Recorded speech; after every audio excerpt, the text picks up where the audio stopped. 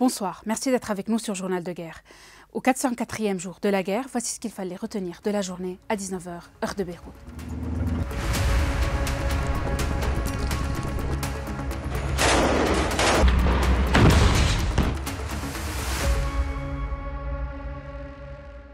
Les raids israéliens ne cessent dans les diverses régions libanaises. La nuit de mardi à mercredi a été particulièrement violente, les raids se soldant à l'aube par une frappe qui a visé un immeuble résidentiel à Aramoun, dans le Casa de Alay. Selon un bilan provisoire, 8 personnes ont été tuées, dont 3 femmes et 3 enfants, et 17 personnes ont été blessées. Le bastion du Hezbollah à Dahieh n'a connu aucun moment de répit depuis quelques jours. De ce fait, une série de raids israéliens a ciblé aujourd'hui Har Tahrik, Laïlake, Chiyeh, Ghbeire et Msharrafieh dans la banlieue sud de Beyrouth. Cela après plusieurs avertissements lancés par l'armée israélienne. Ainsi, une panique généralisée et des vagues de déplacements y ont été observées. À Har Tahrik, la périphérie du centre médical Dar al-Hawra, affilié au comité sanitaire islamique du Hezbollah, a été visée. Selon le président de la municipalité de Har Tahrik, environ 100 bâtiments ont été complètement détruits. Au Liban Sud, les raids israéliens ont visé une multitude de localités, dont Randouriye, Tebnin, Sha'ra, Kana, Majd el-Salem et Markaba. Mercredi à l'aube, l'armée de l'État hébreu a tiré à la mitrailleuse lourde en direction de Bint Jbeil et plus particulièrement sur Ramiyeh, Aït al-Sha'ab et Kawzah. À tir, 2 bâtiments ont été détruits par des frappes israéliennes, 3 personnes ont été tuées et 8 ont été blessées. Un secouriste de l'association de la santé islamique a été tué et un autre membre de la défense civile libanaise a été blessé à Al-Mansouri suite à une frappe israélienne. Dans le Chouf, un immeuble de 3 étages a été visé mardi soir à Jnoun, faisant 20 morts, dont 8 femmes et 8 enfants, ainsi que 12 blessés, selon un bilan provisoire. Selon le ministère de la Santé, les frappes israéliennes ont fait hier 78 morts et 122 blessés, élevant le bilan total depuis le début de la guerre à 3 365 morts et 14 344 blessés.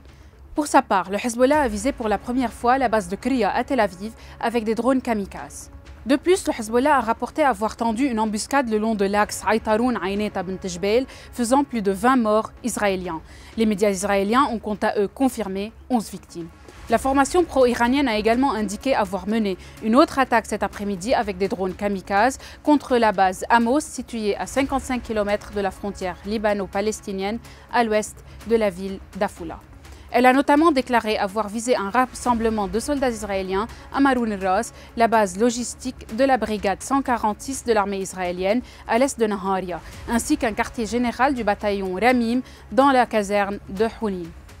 Dans un communiqué publié mardi soir, le Hezbollah a fait état de plus de 100 tués et 1000 blessés parmi les soldats israéliens depuis le 1er octobre 2024. La formation a également précisé être prête à poursuivre ses combats dans le cas d'une prolongation de la guerre, indiquant que ses combattants réussissent à repousser les soldats israéliens qui tentent de s'infiltrer au Liban et à leur infliger d'énormes pertes.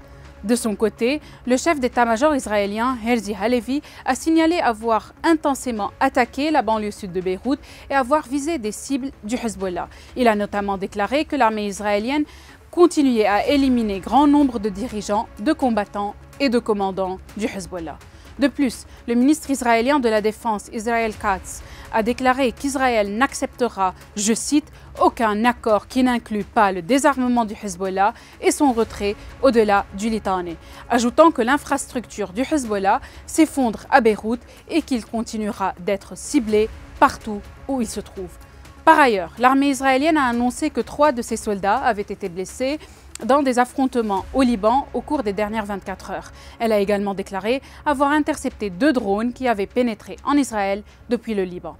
À Gaza, le ministère de la Santé a rapporté qu'au moins 43 712 personnes ont été tuées au cours de plus de 13 mois de guerre.